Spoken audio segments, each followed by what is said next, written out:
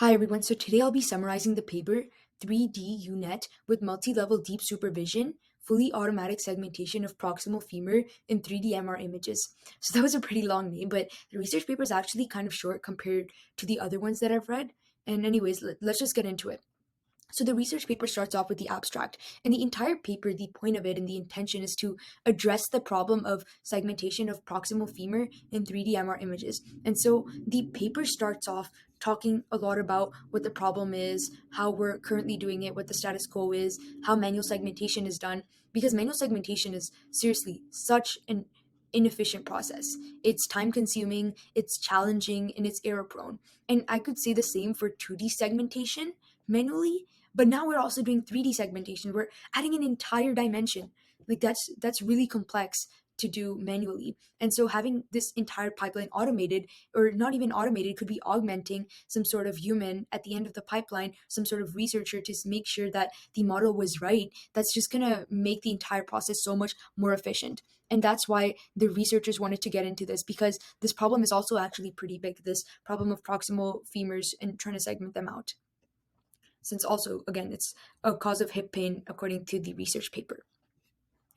So when they had this problem and they were approaching it, what they did is they used 3D segmentation to map out a whole volumetric data to its volume wise labels. So with 3D segmentation, they used this model called 3D UNet, and they also kind of had some sort of twist at it because they ended up using multi-level deep supervision. And that's trying to mitigate the problem of potential gradient vanishing, which is used during training. And I'll be explaining this as well.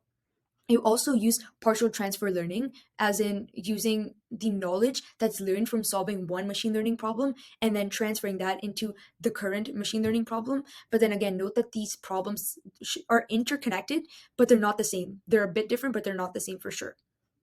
So that's what it used partial transfer learning, and I'll talk a bit more about that too. And it actually ended up with an accuracy, an average recall of 88%, which is pretty good. And with the partial transfer learning and some other techniques, it increased the accuracy as well, and we'll look into those.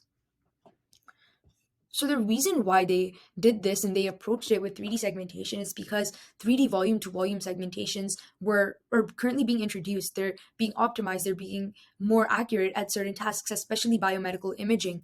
And many networks such as 3D UNet, 3D VNet, and a 3D deeply supervised network, all of these are becoming more and more ubiquitous in the 3D segmentation area. So in this paper, the researchers proposed a deeply supervised 3D UNet segmentation model, and it segmented out the proximal femur in 3D MR images, but also along with this, it used this feature which was a multi-level deep supervision.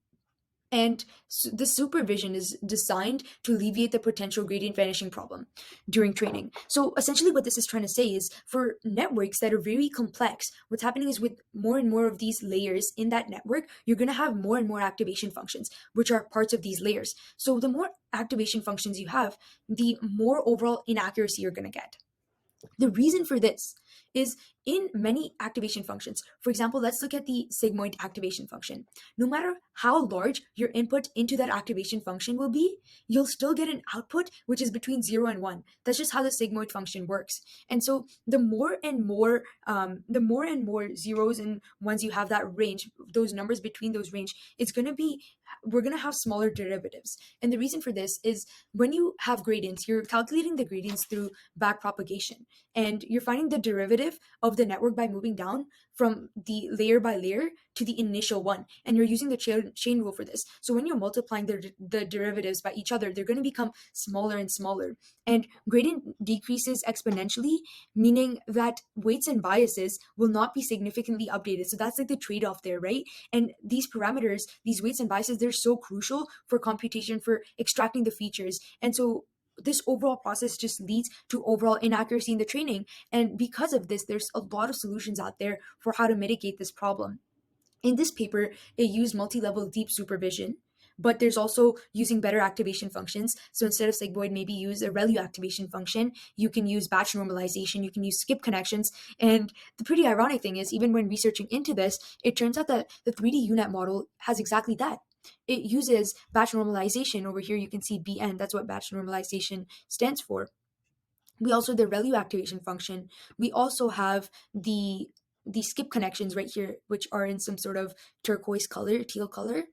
So it does have all that, and it's trying to alleviate this problem. But obviously, this multi-level deep supervision is going to mitigate it significantly, and we'll talk about why. Along with this, it also used partial transfer learning, and I'll talk about that as well. So in the model, if I were to zoom in, you can see that it starts off with one channel, and the image is 64 by 64 by 64. Then it goes through a 3 by 3 by 3 convolutional layer, and it goes through batch normalization, and it goes through the ReLU activation function, which is represented by this green arrow. And so from there, you're increasing the amount of channels, and you're also increasing the amount of channels from 1 to 64. But again, the size of the image stays the same. Then you're going down, and you're going through the max pooling layer, which is decreasing the image size. So you can see that from 64 by 64 by 64, it goes to 32 by 32 by 32. And it does this with a 2 by 2 by 2 max pooling layer with a stride of 2. And then it continues this process. And so this entire part here, this segment on the left side, is called an encoder, which is also called a contracting path. After this, you go to the decoder. And the encoder, the entire function is to get the extractive features in the image. We should know what's in the image, and then over here we know the where. And the where is calculated by the decoder, which is now the expansive path. So once you have this, you have deconvolutional layers, and this is again 3 by 3 by 3. And along with this, you have batch normalization and the ReLU activation function again. And then once you're here, you have this green arrow, which is basically the same as here. And over here, these teal arrows, they are trying to symbolize skip connections, which are just a way to take the information from the encoder and move it onto the decoder, so the computer can, in a way, remember what it's trying to do, what sort of input it had, and it just gives a more precise output. So that's what it does here. And so you can see that the image, the number of channels increases, and then it decreases again with the convolutional layer. And then it does the same here, but now it's different, right? Because now it has those, what was it called again? Right, multi-level deep supervision. So these are the three. You have, first of all, you have a convolutional layer, and this doesn't have a batch normalization and ReLU activation function, and that's used for all of them. But then for these two, they actually specifically call these, I think they called it branch classifiers into the network. So these are with this brownish color, and they're convolutional, 3D convolutional layers as well. So then you get these three networks in the end. And the reason why they're all ending with the same amount of channels, the same amount of image size, is to solve and alleviate that problem of the vanishing gradient. So with all the losses calculated by the predictions of this, you're getting more efficient output. And so that problem is being significantly mitigated. After you have this is the illustration that I just mentioned, but after this you have some formulas, and I'll break those down. This is the complicated one that basically this is like the beginner, and then this is the advanced, but this one ties into this one. So let me explain this one first. The model uses cross entropy loss, which is just some sort of loss function. And this is the formula used for it. Now, this is the formula for the cross entropy loss, but we do have that variation in our model because we have that multi-level deep supervision. So it's going to be different. How is it going to be different? So this right here, this represents the index of all the training samples of all the classifiers. And so C would basically be representing the iterations right over here, as you can see. And then A represents the weight of the associated classifiers. So once you have AC, it could be for this, it could be for this, it could be for this, all these networks. And then you have this right here. And this is basically the same as what's on the left-hand side for this equation. So you could basically just substitute this over here. And what this equation is doing is this over here is the probability of the target class label corresponding to this. So this is compared to this. And so it's just trying to find the probability that's corresponding to both of them. And then from there, once you have this, you're actually going to this part, and this part is where it gets kind of weird in a way. So you have this regularization term, and and the point of regularization is that networks can be very complicated, they can be intricate, they can be long, they can have a lot of connections to each other, the neurons in the neural network. But some of these neurons might actually be unnecessary, because there's a statistic out there somewhere, I'm not sure what percentage it is, but there's a very low percentage of neurons that are actually used in the network. So when you have regularization, you're just decreasing the complexity of the model, and it makes it faster to train and more efficient as well. So over here, we have the term which we're using regularization for the weights. Then we also have the hyperparameter here. And this is basically the weight of the regularization term. So a regularization method, for example, is dropout. So this over here would be the dropout value. And then over here, we have the weight of either the lower CIs, the middle CIs, or the upper CIs. And from there, you're also using the regularization term that you used over here. And so from this, you're just getting this output of what the cross entropy loss is. And overall, the entire point of AI computer vision is to decrease the amount of loss, and that's where it gets it from. Right after this, we have the partial transfer learning. And the thing about this is it's difficult to train a deep neural network from scratch because of limited annotated data. And in this data set in particular, there was, I believe, 20 images. And so when you want to train deep neural networks, it requires so much data, right? And it's not available in this case. And even though data augmentation can fix a problem, which is essentially adding modifying versions of the images to the data set, it's not going to be the most efficient method.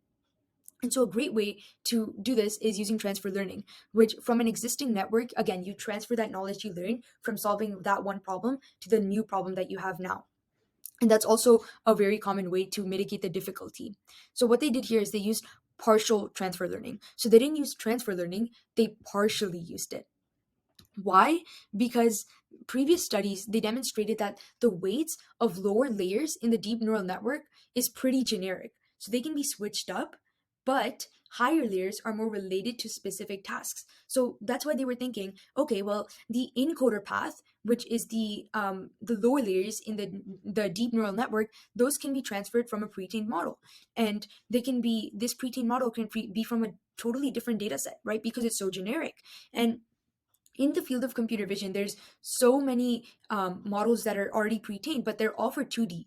So for 3D, there's a few, and the one that they use is C3D. So this one is used for a very large data set with sports videos. And so they took this one for the encoder path of it. And then for the decoder path, the weights were randomly initialized. So that's why they use the partial transfer learning. And then from there, we moved on to the experiment and results. And as I mentioned, there were 20 images. So they randomly, first of all, they wanted a testing data set. They wanted a training data set. So they split it up into 10 and 10. And then for the training, they wanted to enlarge the training samples. So they used data augmentation. One way, they rotated each image 90 degrees, 180 degrees for some of them, 270 degrees for some of them. And that was along the z-axis. And then they also flipped the image horizontally. And this doesn't make that much of a difference, but we're just adding modifications again to the data set. And as we mentioned, it's really important to have a large data set and a good model. That's what really gets you those high accuracies. So they started off with the size of 64 by 64 by 64, as you saw in the model as well. And then during every epoch, again, we had 80 images that were randomly shuffled. So it's really important to shuffle them, because it's like you're doing a test. For instance, you might just memorize all the answers in order, but now we're shuffling them, so it makes it harder for the computer, and so it can do better for the images that it's never seen before. And so it keeps going on. And over here, it does also mention to note that the normalization here was a zero mean and unit standard deviation fed into the network, which normalization is just trying to get the data to be more feasible and more collective in a sense, like more similar to each other. The data points would be similar. And then for the training, they trained two different models just to see, one with partial transfer learning and one without, to see how it would compare. And then in the end, when we tested and evaluated, it said that it just took 2 minutes to process one volume. And to be completely honest, I mean, I've read research papers where it takes 5 days to train one network. I don't know how many images, but it takes 5 days to train one network. So I'm pretty sure this is pretty good, because if you have, let's say you had 80 images, Yeah, I mean, it might take some time, but it's a lot better than 5 days, to be completely honest. So that was the testing and evaluation. And then the segmented results were compared with the associated ground truth segmentation. And this was obtained via the semi automatic segmentation. And there was this package called Amira. They also linked this into their research paper. And overall, this was the quantitative evaluation results. This is the mean, this is the standard deviation, this is the dice, and this is the recall accuracy that we talked about in the beginning. So you can see that it's actually pretty good. The average was 98%, which is like amazing. It's mind blowing. And it talks a bit about the results here. And it did say that they were really successful to applying the challenge to automating this entire pipeline of doing this project and segmenting out the proximal femurs. So this is what an example looks like. You see that this is some sort of, I'm not actually sure what it is, but it looks like this femur part right here is in part of some sort of space. I'm not sure where exactly it is in the body, but you can see that it segments it out really well. And then that's basically it for the research paper. Hope you enjoyed. Feel free to like and subscribe to my channel. See you next time.